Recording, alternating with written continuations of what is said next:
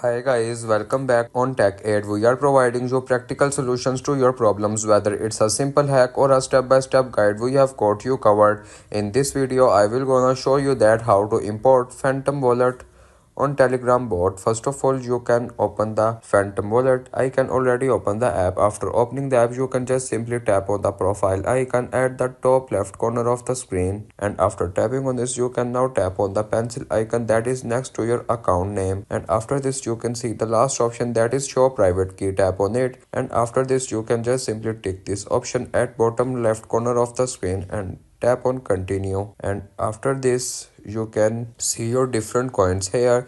You can just simply select the coin that you want to paste the private key on a Telegram bot. I can select Solana, and now you can tap on yes, and after this you can copy to clipboard the private key of the Solana.